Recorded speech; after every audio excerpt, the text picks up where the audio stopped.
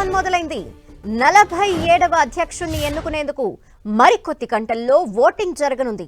ముందస్తు ఎన్నికల్లో భాగంగా ఇప్పటికే 7.5 కోట్లకు పైగా అమెరికన్లు ఓటు వేశారు. ఈసారి రిపబ్లికన్ పార్టీ అభ్యర్థి డొనాల్డ్ ట్రంప్, డెమోక్రటిక్ పార్టీ అభ్యర్థి కమలా హారిస్ మధ్య నువ్వా నేనా అనే విధంగా పోటీ నెలకొంది. యావత్ ప్రపంచం దృష్టిని ఆకర్షిస్తున్న అమెరికా అధ్యక్ష ఎన్నికల పోలింగ్కి సర్వం సిద్ధమైంది. మరికొన్ని గంటల్లో ఓటింగ్ జరగనుంది.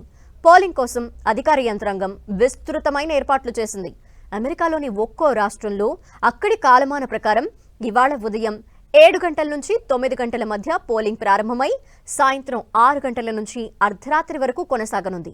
ఇండియా టైమింగ్స్ ప్రకారం చూస్తే ఇవాళ సాయంత్రం 4:30 నుంచి రాత్రి 9:30 గంటల మధ్య అమెరికా అధ్యక్ష ఎన్నికల పోలింగ్ ప్రారంభం అవుతుంది. మూడోసారి అధ్యక్ష ఎన్నికల బరిలో దిగిన డొనాల్డ్ ట్రంప్ రిపబ్లికన్ పార్టీ తరపున పోటీ చేస్తూ ఉండగా జేడీ వాన్స్ ఆయన రన్నింగ్ మేట్గా ఉన్నారు.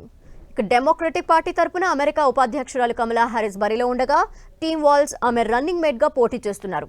ఈ ఎన్నికల్లో గెలుపొందిన వారు వచ్చే ఏడాది జనవరి 20న అమెరికా 47వ అధ్యక్ష, 50వ ఉపాధ్యక్షులుగా పగ్గాలు చేపట్టనున్నారు. అమెరికా ఓటర్లు ఉత్సాహంగా కనిపిస్తున్నారు. పోలింగ్ తేదీ కంటే ముందుగానే ఓటు వేసేందుకు కోట్ల మంది యుఎస్ పౌరులు ముందుకొస్తున్నారు. అమెరికాలో మొత్తం 24.4 కోట్ల మంది ఓటర్లు ఉండగా ఎర్లీ ఓటింగ్లో భాగంగా ప్రత్యక్షంగా పరోక్షంగా ఇప్పటికే 7.5 కోట్ల మంది తమ ఓటు హక్కు వినియోగించుకున్నారు. మెయిల్స్, పోలింగ్ కేంద్రాల ద్వారా ప్రజలు ఓట్లు వేస్తున్నారు. ముందస్తు ఓటింగ్లో ఇప్పటికే న్యూయార్క్ రికార్డు సృష్టించగా అమెరికా మొత్తం అదే ట్రెండ్ నడుస్తోంది. ముందస్తు ఓటింగ్కి ఓటర్లు గతంలో కంటే ఈసారి ఎక్కువగా వస్తూ ఉండటంతో పోలింగ్ కేంద్రాలని పెంచాల్సి వచ్చింది. గత ఎన్నికల్లో న్యూయార్క్లో ముందస్తు పోలింగ్ కేంద్రాలని 100 ఏర్పాటు చేయగా ఈసారి 50% అధికంగా ఏర్పాటు చేశారు. అసాధారణ వాతావరణ పరిస్థితులు, పోలింగ్ రోజున భారీ క్యూలతో ప్రజలు ఇబ్బందులు, ఎన్నికల రోజున గొడవలు ముందస్తు ఓటింగ్కి కారణాలుగా అక్కడి అధికారులు భావిస్తున్నారు.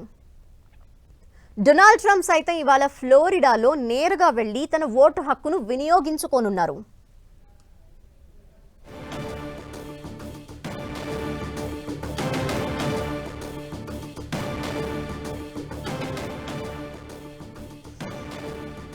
అమెరికా అధ్యక్ష ఎన్నికలు జరగనున్న నేపథ్యంలో పోలింగ్కి సంబంధించి అన్ని ఏర్పాట్లు పూర్తయ్యాయి.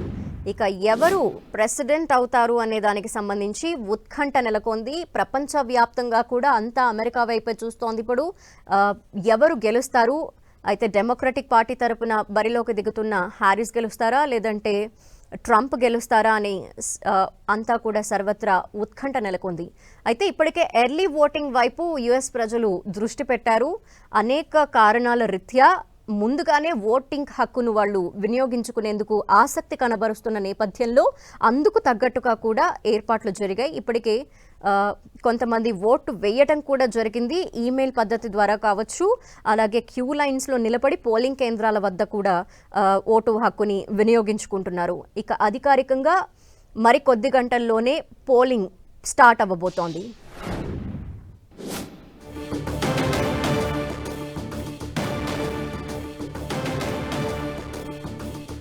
మరి కొద్ది గంటల్లో అమెరికా అధ్యక్ష ఎన్నికలు జరగబోతున్న నేపథ్యంలో పోలింగ్ కేంద్రాలకి క్యూ కడుతున్నారు అక్కడి ప్రజలు. అయితే పోలింగ్కి సంబంధించి అధికారులు అన్ని ఏర్పాట్లు చేయటం, పోలింగ్ కేంద్రాలని కూడా గతంలో కంటే ఈసారి ఎక్కువగా ఏర్పాటు చేశారు. ఎక్కడ ఎటువంటి ఇబ్బందులు కలగకుండా అక్కడ పోలింగ్ కేంద్రాల్లో ఎటువంటి ఏర్పాట్లు చేయాలో అవన్నీ కూడా చేయటం జరిగింది. ఇంకా ముందస్తు ఓటింగ్ కూడా జరుగుతున్న నేపథ్యంలో రికార్డు స్థాయిలో న్యూయార్క్ సిటీలో ముందస్తు ఓటింగ్ ప్రక్రియని వినియోగించుకుంటున్నట్టు కూడా తెలుస్తోంది.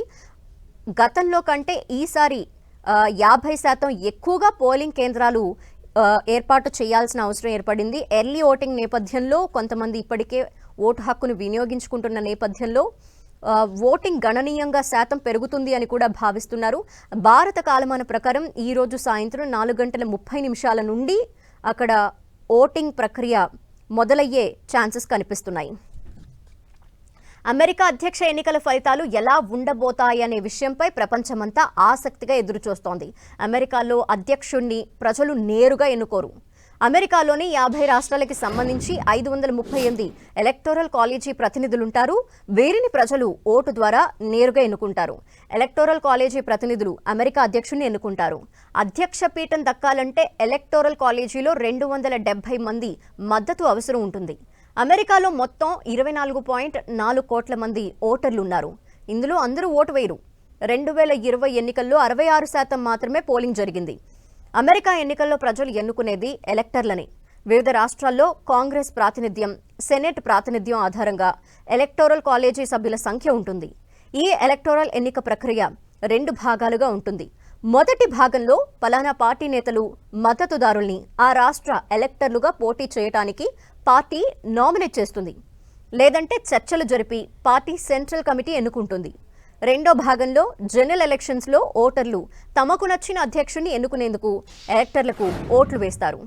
అయితే ఎన్నికల సమయంలో బ్యాలెట్పై ఎలక్టర్ల పేరుండొచ్చు, ఉండకపోవచ్చు. అది వివిధ రాష్ట్రాల ఎన్నికల విధానంపై ఆధారపడి ఉంటుంది.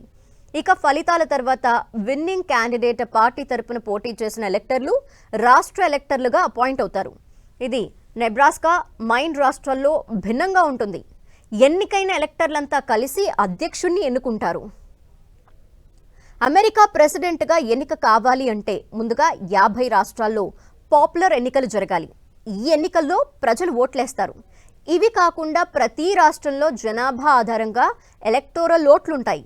దీనినే ఎలక్టోరల్ కాలేజీ అంటారు. మొత్తం 538 ఎలక్టోరల్ ఓట్లుంటాయి.